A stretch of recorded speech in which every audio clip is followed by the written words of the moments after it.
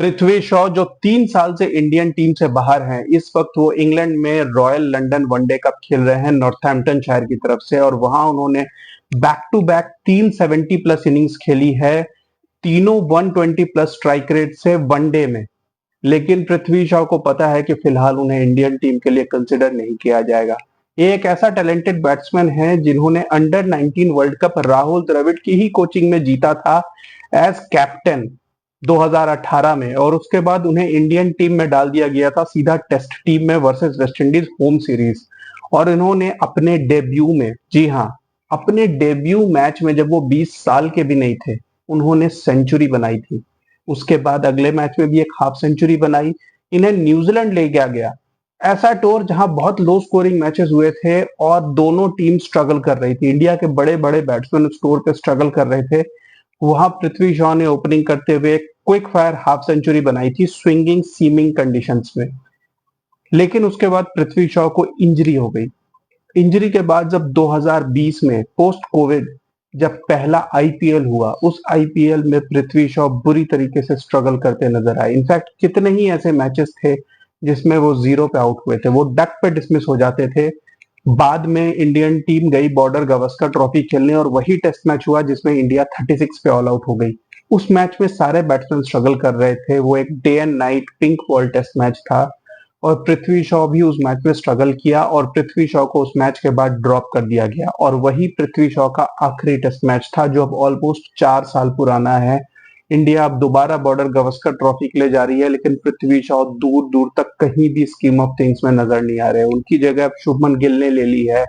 और इनफैक्ट बाकी फॉर्मेट्स में यशस्वी जायसवाल अब आ चुके हैं, तो पृथ्वी शॉ की वापसी और ज्यादा मुश्किल हो गई है। लेकिन सवाल यह है कि जहां पर इतने सारे यंगस्टर्स को जिम्बाब्वे टूर, श्रीलंका टूर में चांसेस दिए जाते हैं, पृथ्वी शॉ का कोई नाम तक नहीं लेता। आपको बता दूं कि पिछले साल रॉयल लंदन वनडे कप में ये फिर भी खेलने गए थे और वहां इन्होंने 153 बॉल्स पे 244 की इनिंग्स खेली थी, जो कि इंग्लिश काउंटी में second highest one day score ever है, 244। उसके बाद सैयद मुश्ताक अली ट्रॉफी में वो सेकंड हाईएस्ट स्कोरर थे। तो फिर क्या वजह है कि पृथ्वी शॉ को भी कभी भी इंडियन टीम के लिए कंसिडर नहीं किया जाता, इनफैक्ट उनकी बात भी नहीं होती। आईपीएल में भी आपने देखा होगा कि उन्होंने सिर्फ 7-8 मैचेस खिलाए गए थे, सारे मैचेस वो दिल्ली के लिए नहीं खेल रहे थे। उसकी दो बहुत बड़ी वजह है। पहली वजह है फिटनेस और दूसरी वजह है डिसिप्लिन। फिटनेस आपने पृथ्वी शॉ की देखी होगी। पृथ्वी शॉ अभी 25 साल के होने जा रहे हैं, अभी वो 25 के हुए भी नहीं है, लेकिन अगर आप पृथ्वी शॉ की को देखेंगे तो कहीं से भी वो एक अजाइल फील्डर नजर नहीं आते, वो तेज भागने वाले फील्डर नजर नहीं आते। इनफैक्ट उनको देखकर ऐसा लगता है कि उनकी बॉडी काफी फैल चुकी है और ऐसा लगता है कि वो कोई रिटायरमेंट की एज के करीब के प्लेयर हैं जिनसे ज्यादा तेज भागा नहीं जा सकता। एंड आई थिंक आज के करंट टाइम में फिटनेस एक बहुत इंपॉर्टेंट इश्यू बन गया है। फिटनेस के बगैर बड़े बड़े प्लेयर्स को इंडियन टीम में जगह नहीं मिलती और पृथ्वी शॉ कहीं ना कहीं वहां स्ट्रगल करते हैं। उसके अलावा पृथ्वी शॉ के डिसिप्लिनरी बहुत सारे इश्यूज रहे हैं। इनफैक्ट उसमें से कुछ अगर मैं आपको बताऊं तो लास्ट ईयर आपको याद हो कि सपना गिल नाम की एक इन्फ्लुएंसर के साथ एक पब में झगड़ा हो गया था किसी सेल्फी को लेकर, जिसके कारण काफी पुलिस के चक्कर भी लगे थे। हालांकि बाद में पृथ्वी शॉ को क्लियरेंस मिल गया, लेकिन कहीं ना कहीं बीसीसीआई इन हरकतों पे नजर रखती है कि वहां पर क्या हुआ था, क्योंकि दोनों साइड के अपने वर्जन होते हैं और दोनों वर्जन में कुछ ना कुछ सच्चाई जरूर होती है। उसके अलावा पृथ्वी शॉ 2020 में एक बार डोप टेस्ट भी फेल कर चुके हैं। जी हाँ, हालांकि बाद में उन्होंने क्लैरिफाई किया कि वो कोई कफ सिरप ले रहे थे जिसके थ्रू उनके बॉडी में कुछ ऐसे, आप कह सकते हो, केमिकल्स चले गए थे जो शायद डोप टेस्ट में आइडेंटिफाई होते हैं। मगर कहीं ना कहीं ये चीज पृथ्वी शॉ को ध्यान रखनी चाहिए थी कि एज अ प्रोफेशनल वो क्या अपनी बॉडी में लेते हैं, क्या वो बीसीसीआई के किसी मेडिकल ऑफिसर या मेडिकल टीम से सर्टिफाइड है या नहीं है। एनसीए ने 2020 में एक फिटनेस टेस्ट, एक यो टेस्ट भी कंडक्ट किया था और जिसमें कि सारे सेंट्रली कॉन्ट्रैक्टेड प्लेयर्स को जाना था। उस टाइम पे पृथ्वी शॉ के पास सेंट्रल कॉन्ट्रैक्ट था, मगर पृथ्वी शॉ अवॉइड कर रहे थे। बाद में जब उन्हें बीसीसीआई ने बुलवाया बैंगलोर के कैंप में और वो वहां गए तो वो फिटनेस टेस्ट फेल हो गए और कहीं ना कहीं ये बात पृथ्वी शॉ जानते थे।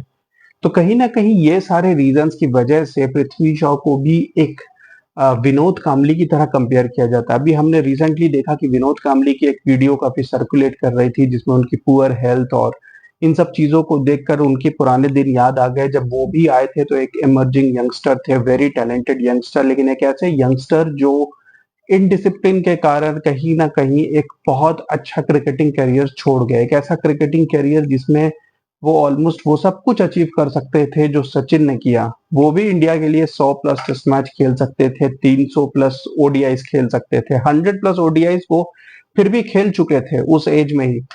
लेकिन कहीं ना कहीं ये सारे रीजंस, डिसिप्लिन, लॉ के साथ कुछ ना कुछ इश्यूज और ये सारे रीजंस की वजह से विनोद कांबली का करियर खराब हो गया। और पृथ्वी शॉ भी वही केस है जहां पर दिखता है कि इनके अंदर बहुत टैलेंट है। He is one of the best youngsters. इन्होंने डेब्यू में ही दिखा दिया था कि इंटरनेशनल क्रिकेट का कोई प्रेशर नहीं है। 19 की एज में उन्होंने डेब्यू में सेंचुरी बनाई, न्यूजीलैंड में रन बनाए। सीमिंग कंडीशंस में रन बनाने वाले बैट्समैन, ओपनिंग बैट्समैन बहुत कम मिले हैं टीम इंडिया को। लेकिन पृथ्वी शॉ अगेन इनडिसिप्लिन और कहीं ना कहीं पुअर फिटनेस के कारण चले गए। हालांकि मैं यही कहता हूं कि हर प्लेयर के पास एक वापसी का मौका होता है आज की डेट में, और वो है IPL. Most likely Delhi Capitals release करेगी ही पृथ्वी शॉ को, क्योंकि उनके पास रिटेंशन के लिए ऑलरेडी बहुत ऑप्शंस हैं। ऋषभ पंत, कुलदीप यादव और अक्षर पटेल, ये तीन ऐसे प्लेयर्स हैं जिनको दिल्ली कैपिटल्स बिल्कुल नहीं छोड़ने वाली है। तो वैसे केस में बहुत ज्यादा चांसेस हैं कि दिल्ली कैपिटल्स पृथ्वी शॉ को रिलीज कर देगी। तो वैसे में पृथ्वी शॉ अगर किसी सही फ्रेंचाइजी के हाथों में आ गए, क्योंकि वो मुंबई के हैं, तो एक चांस है कि मुंबई इंडियंस भी उनके लिए ट्राई कर सकती है। और और भी कुछ फ्रेंचाइजेस हैं जो स्ट्रगल कर रहे हैं एक ओपनिंग बैट्समैन के लिए, और अगर एक इंडियन ओपनिंग बैट्समैन उनको मिल जाए तो वो ज्यादा खुश होंगे, क्योंकि इंडियन ओपनिंग बैट्समैन के साथ ये प्रॉब्लम्स नहीं होती कि कोई इंटरनेशनल कमिटमेंट्स या किसी और रीजन से इस लीग को छोड़ के जाएंगे। इंडियन प्लेयर्स की फुल अवेलेबिलिटी गारंटीड होती है, और अगर एक अच्छा इंडियन ओपनर हो किसी फ्रेंचाइजी के पास तो उनके पास फ्रीडम होती है कि बाकी चार ओवरसीज प्लेयर्स को सिलेक्ट कर सके। तो बहुत सारे फ्रेंचाइजेस पृथ्वी शॉ के लिए ट्राई कर सकते हैं, क्योंकि सबको पता है कि पृथ्वी शॉ जब बैटिंग करते हैं तो वो काफी तेज स्कोर करते हैं। अभी रॉयल लंदन वनडे कप में उन्होंने 71 बॉल्स 97 बनाया, जब उनकी पूरी टीम 260 पे ऑल आउट हो गई, जहां बाकी सारे बैट्समैन स्ट्रगल कर रहे थे। जब तक वो थे टीम का स्कोर 22 ओवर में 148 था। तो आप इमेजिन कर सकते हो कि इस बैट्समैन में कितना टैलेंट है कि ये इंग्लिश कंडीशंस में भी बड़े आराम से वहां के लोकल प्लेयर से ज्यादा बेहतर परफॉर्मेंस दे रहा है। तो पृथ्वी शॉ को अगर एक सही फ्रेंचाइजी मिल गई और उन्हें कंसिस्टेंट रन मिला जो कि दिल्ली कैपिटल्स में नहीं मिल रहा था, तो Prithvi Shaw has that calibre कि वो एक ऐसा आईपीएल खेल दे जिसमें वो 400-500 रन बनाए और फिर सेलेक्टर्स फोर्स्ड हो जाएं पृथ्वी शॉ को सिलेक्ट करने के लिए। लेकिन उसके लिए पृथ्वी शॉ को थोड़ा अपनी फिटनेस के ऊपर काम करना होगा और अपने करियर को लेकर सीरियस होना पड़ेगा। Otherwise he will finish off like another Vinod Kambli, एक ऐसा प्लेयर जो बहुत टैलेंटेड था मगर डिसिप्लिन के कारण लंबा नहीं खेल सका। Keep watching guys, thank you.